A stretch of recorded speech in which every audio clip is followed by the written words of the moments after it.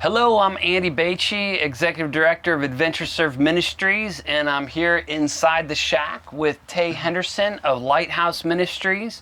And as we've been doing this whole week, we're going to talk a little bit about different perspectives and engagements with the issues of homelessness and substandard housing. And I'm really excited to chat with Tay today. Before I get too far, I want to share a couple of our sponsors that have been getting behind the shack, and our conversation sponsors are, for this one, is Auto Alternative and Good Steward Renovations. Auto Alternative's got a great mechanic shop up opposite of Kohl's here in Nicholasville, and Good Steward Renovations is kind of a new business out of Wilmore that is kind of a second chance employment opportunity that does home renovations. Cameron Miller does that. So, Tay, tell us, what's the connection with Adventure Serve Ministries and you, and how have we... Well, it's been about 5 or 6 years ago. I guess we started getting some of the, and I really didn't connect it at probably the first couple years, because these youth groups started, wanting to come. And you have a lot of different youth groups coming. Yeah, and so then finally, I think it registered. Okay, this is an organized group. It's not just random, and so we've been very fortunate to have at least 4 or 5 groups. I think each summer maybe they come out to Adventure to Lighthouse. Here's the thing that I have. People will start talking about the youth. About you. Just the youth don't care. And I said, I'm going to stop you right there. I've met some wonderful kids from all over the United States, and they care. Yeah. They put a lot of effort into what they do. So I've been really, I think just not amazed, but I'm just almost proud of them, because they really care. So when people start knocking the youth, I'm like, no. That might be your kid. But these kids are here busting their butt and pulling weeds when it's 90 degrees out. Yeah. So I don't have to. At the same time, it does take energy to give maybe a direction and coordination of these church groups that might just show up for a day. They have no idea about who Lighthouse Ministries is and the homeless situation. I mean, maybe what do you tell groups to help orient them to what they're doing at Lighthouse? Well, first of all, we know how many kids we're going to have, so we got a list of stuff of what they're going to do, and if we need whatever it is that we need to get the job done, we make sure that we have that. And one of the things that I do, which because we have a really nice building, but it wasn't always like that. So people come there and think, oh, look at this, it's so pretty. I mean, they should probably just walked in here one day. I'm like, I'm gonna tell a story. Yeah. I get in there. I don't get to do it every time, but I try to, or at least have somebody come and tell the story of how this came about. It wasn't just poof, there it was. It's been a lot of hard work. And, and we care about what we do. Yeah. We care about the homeless, or I wouldn't even be there. But, I think just sharing that story. Gives dignity, gives respect of a place. And I always cry. I always cry.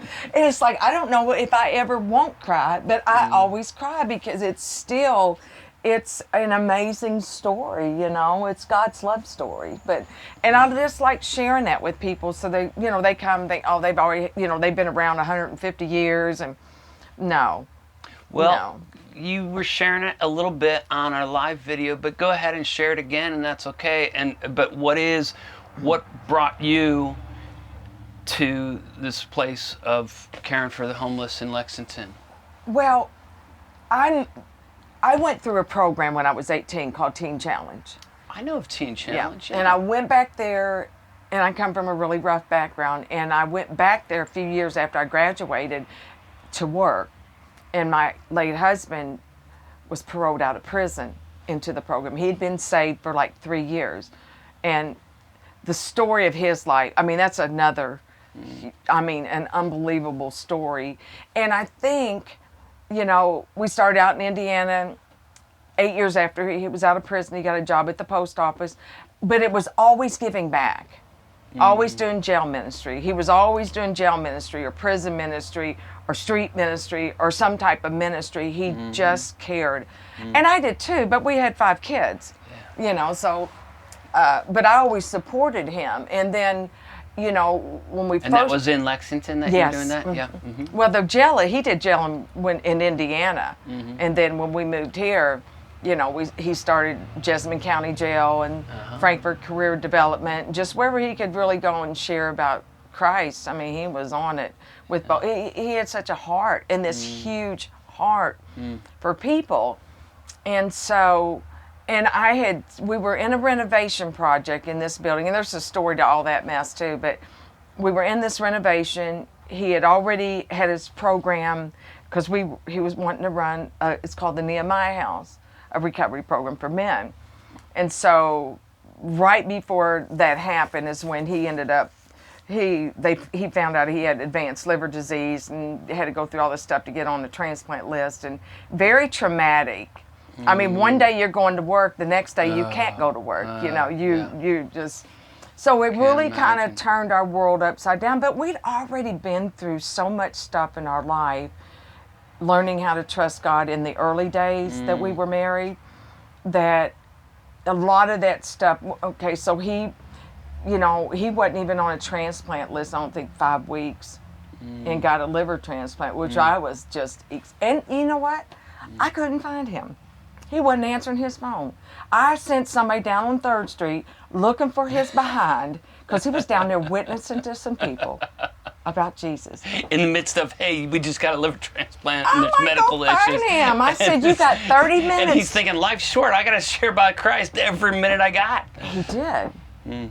Till his last breath. I mean, it was just amazing that, yeah, I mean, I sent somebody to find him, because you got 30 minutes. Because they have to do a lot of stuff for you, you know. And, yeah, so there he was on 3rd Street. And anyway, so like I said, you know, he ended up dying going through the surgery, which was not part of the plan. Yeah. And God did call me at his funeral, and I knew I was going to have a lifestyle change. But, you know, the things that, you know, your pain can become your passion. And I had a lot of respect for him. We'd been married 25 years. And knowing all the hard work that he had done, I mean, I just couldn't let it go. I just couldn't. I had to at least try, you know. So I just made a commitment to God that I'd give it everything I had. I mean, you know, I'm not being all super spiritual, but I went down there and I got on my knees in that building. It wasn't done.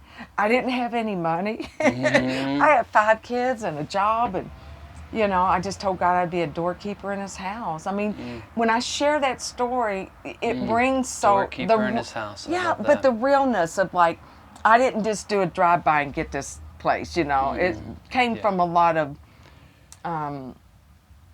it came out of a lot... Internal struggle, and maybe even some wrestling with God, and this pain into passion. That's a powerful phrase. And not even really knowing what to do.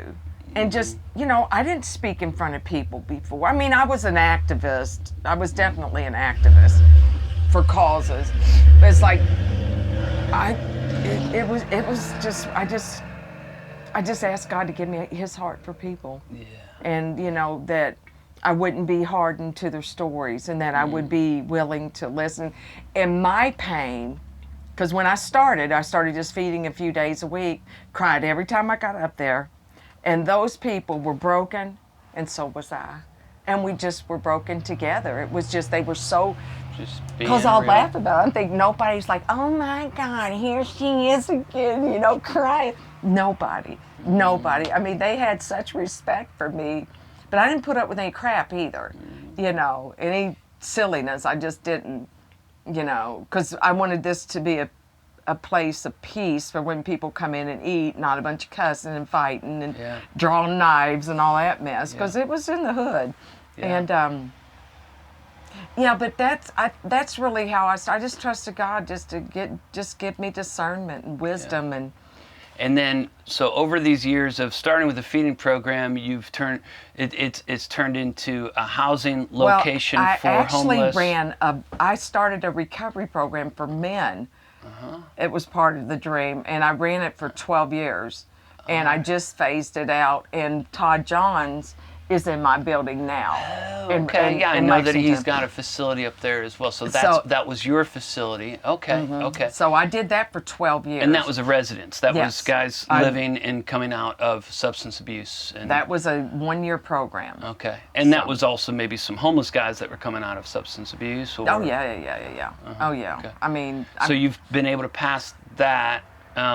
I phased mine out Okay. and just trusted God to show me what I needed to do. If he wanted me to start all over, I just felt like I was at a place where I needed to step back and pivot. All right, which way we're going? Can we fix this, or do we start all over? Yeah. And so just with getting counsel and stuff, and then talking to Todd, he wanted to come to Lexington. It was a fit. Oh, yeah. You know, he's got a big heart, too, for people and recovery, and I do, too. And his guys come over and help us at lunch. They help us, like, clean up and stuff. So it was just... now you've added a program for females, and tell me more about that program. Well, I haven't started it yet. I just bought the house in August. Okay. We just basically have it like 98% finished, probably 99%. And it'll house 6 women coming out of recovery to transition, you know. And, you know, here we've got a good program going on for young men. So it just makes sense. There's a need for... There's a need for transition because, see, there's transition. Somebody said... Yeah, tell me more about the need. How serious is the need? People ask, it's definite. Are you doing transition or sober living? I'm like, well, that's a good question. I don't know. What's the difference? Define those for us. Transition is they're coming out of treatment, they don't have a job. So this transition to getting a job, getting stable, saving some money, life skills or whatever it is, and they probably had some in treatment, and then after they've done through the transition and they're established, then they can move into another place. Independent, a little bit more independent living. Yeah, sober living with, you know...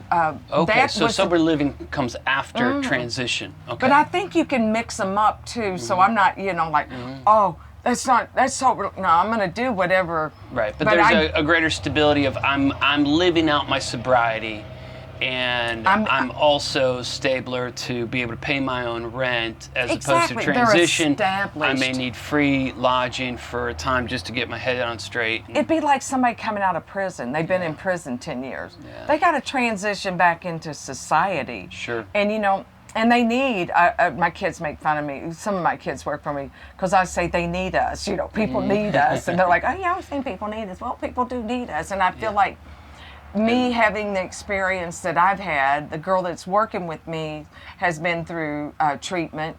And so, and I've already run a recovery program and had 2 transition houses too.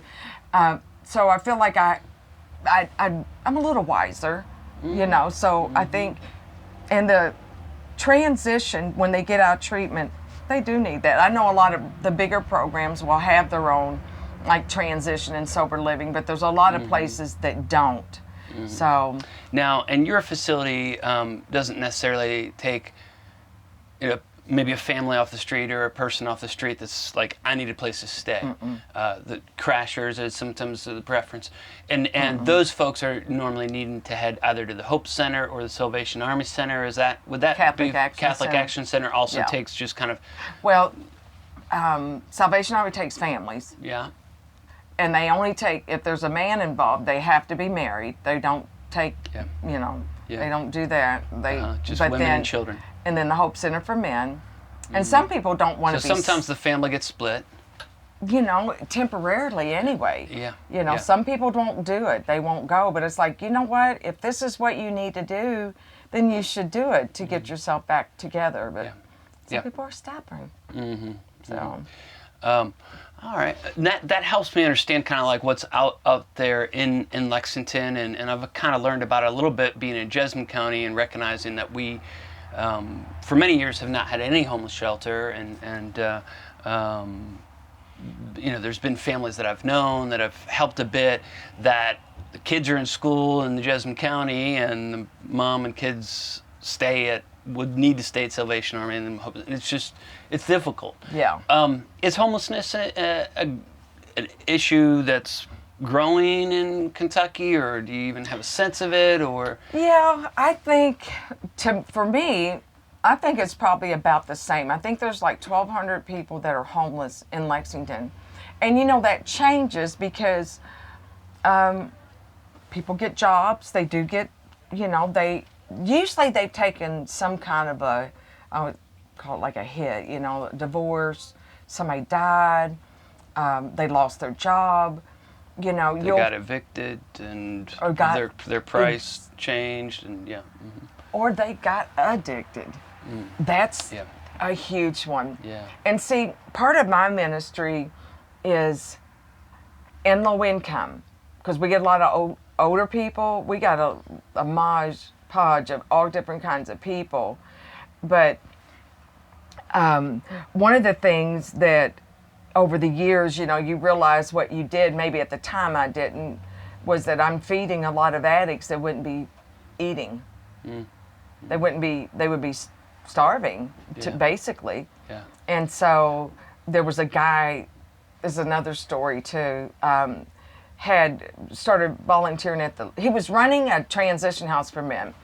He brought the guys to volunteer, and they volunteered at one of our Thanksgiving dinners at Sayre School, and he said something about he had eaten at the Lighthouse. He used to eat at the Lighthouse. I'm like, no, you didn't, because I remember you. You had this beautiful smile, blue eyes.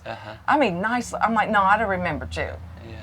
And he posted a picture of a before and after, and I'm like, you were a different man. There you are. Yeah, you did eat there, didn't you? Yeah. And it's like, see, and we minister. One of the things that makes us different too is we minister before we serve food. We serve people at the table, but we have a gospel message every time before. So there's no just spiritual going there. Food with the. And it's not like we make a big deal out of it. Some places do it where they offer it as an option afterwards. When they're all going to leave. I just tell people, if you don't want to listen, just lay your head down. Yeah. But you're going to sit here. Because God's word doesn't return void. So whether they listen, it gets in their heart. And just to see what God's done through that, it's been pretty. And most people like it. Yeah. They want you to do it, Tell me, what have been challenges for you or obstacles in helping as you've tried to make this run? Money's always. It's all. I think that's always it. And just growing as an individual. And I actually went back to school and studied nonprofit management 8 years after I was already in it, and found out I didn't know anything. Good for you. Yeah, I didn't really know a lot. I mean, I knew some, but it was probably a real turning point for me. Just having knowledge was. You had an experiential understanding, and you had been transformed yourself through similar programs. So your passion was there, and oftentimes we get young people right out of college that have the head about it, but no experiential understanding, passion, and so it was the best thing I had done for myself, and just realizing. There's so many things to run in a nonprofit. You've got your boards, you've got leadership, you've got your building, you've got your food service, and just all, accounting, and your all that stuff. And it covered so many things, and it was probably the smartest thing I've ever done. And it was one of the last classes that I had on social entrepreneurship. I thought, well, this is going to be over my big old head. But it really helped me with some direction. Then that's why I shut down the men's program after that. It's like God just started speaking to me, and that was hard. Yeah. Because I felt like, see, before it was Dan's dream, and I'm living Dan's dream. And then one day God's just like, you need to move Dan out there, and it's Tay's dream. Yeah. What does Tay want to do? How's God leading you? Yeah. And here you had an opportunity for his dream to continue through Todd's work, and it It was was well perfect. timed. Oh, it was perfect. Yeah, but I had to get over feeling guilty or just like failure, but I'm not a failure, so that was like, I kind of blew that one off.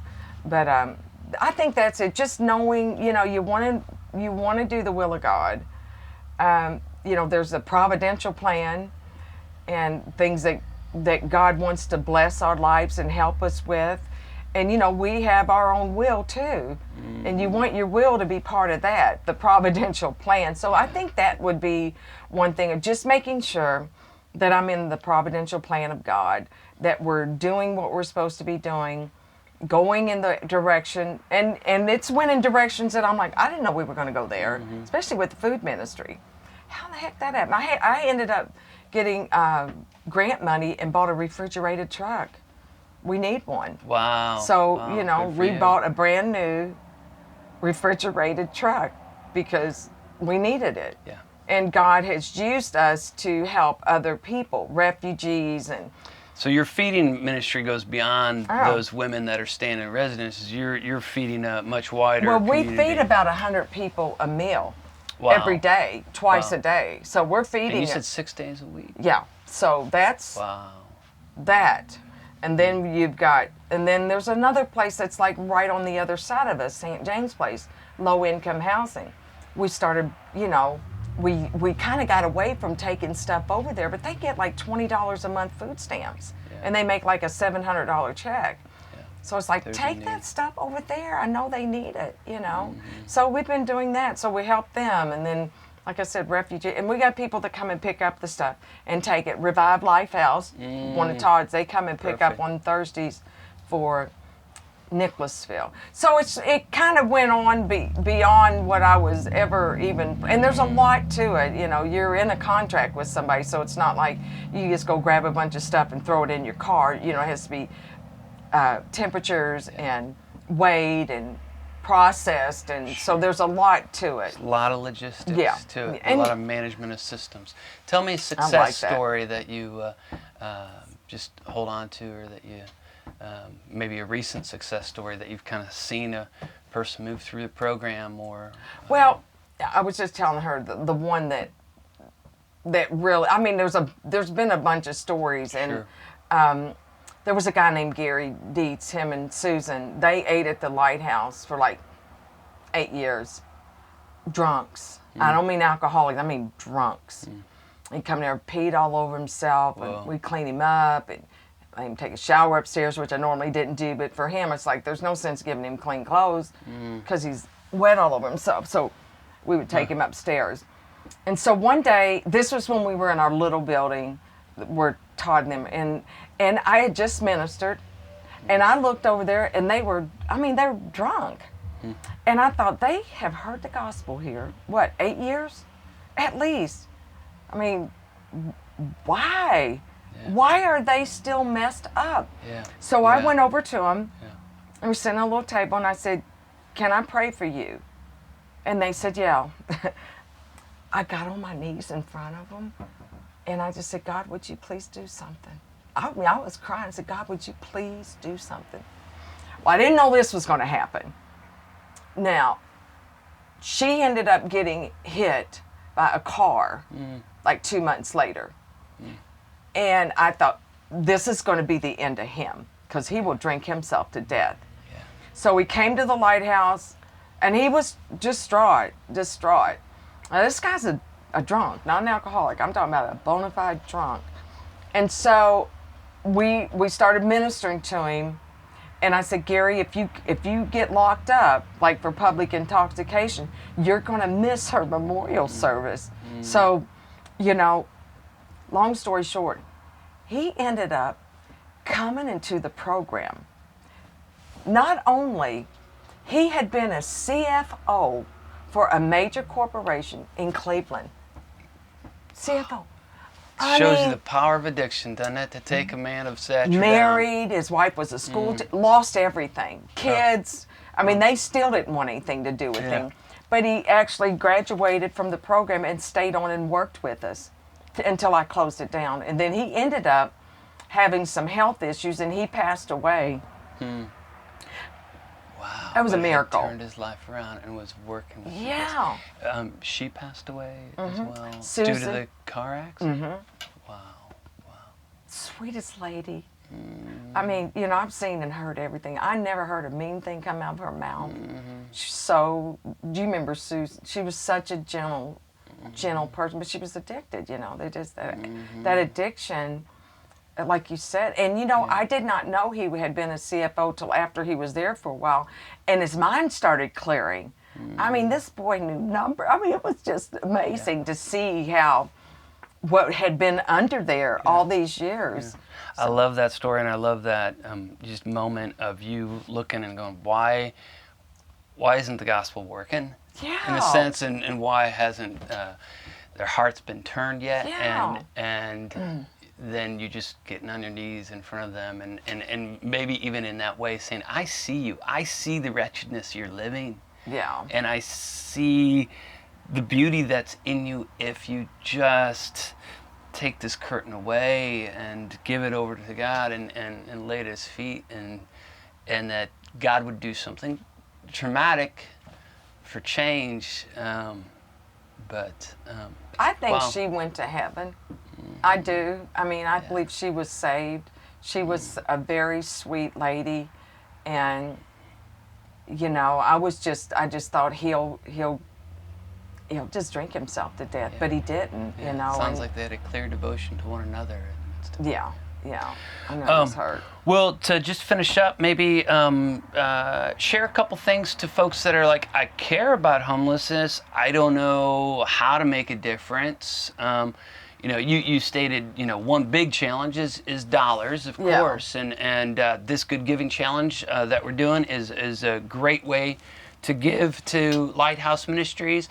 But, you know, also maybe like as people, you know, are thinking about it for the youth program or ways to get involved or just ideas. And if it's not things, maybe it's just a change of thinking about the homeless. Just give us some of what would you tell some people of how to be helpful or view the homeless different?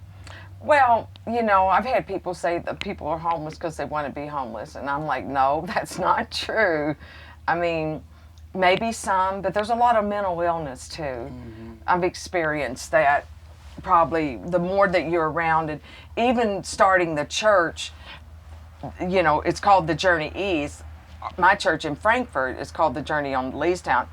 When they come, this was like, and even the pastor, there was a whole new realm of people and, you know, smells and all that stuff, because, you know, we opened up a church because we needed a church that was going to do something. People needed to belong somewhere. And I think that since my church has gotten involved, I've seen some people from the church, I mean, just love on them. And I told him, I said, that's how you do ministry. Stop making judgments about how they found themselves homeless. And you just can't do drive-bys. Like, oh, I want to create a relationship. And then you drop them off a backpack and you never show up again. You've got to create relationships with people. And that's one of the things that I like about the Lighthouse is you have an opportunity. In the night feeding, we need volunteers, groups and stuff like that. So civic groups, church groups, youth groups, businesses, you know, they come and volunteer. And I know that this is good giving, and I know it's Thanksgiving and Christmas, but we are here from January to October. You know, there are times, and people... A turkey can't feed for a year. It's just like, and it almost gets overwhelming, not just for us, but for everybody, because everybody's cleaning out their closets, you know, giving us prom dresses and high heels that we can't use. And so, and I'm not complaining, I'm just saying that, you know, we're here other times too. So take and spread the love, you know. And the only thing that really, I think, bothers me is if somebody feels like God is telling them to do something, they need to do it. Don't just talk about it. Do it. If you want to make a difference, you got to do it. And don't wait for everybody to, you know, kumbaya and pat you on the back that you're this wonderful person. People follow motion. It's called motion in motion. If you're moving, they're going to move with you. If you're sitting still, ain't nobody going nowhere. But if you move and you start leading the way, man, there really isn't a lot that you can't do. I think you're a great example of and getting asking motion. God for His heart. I think that's huge. You know, so you don't have to fake it.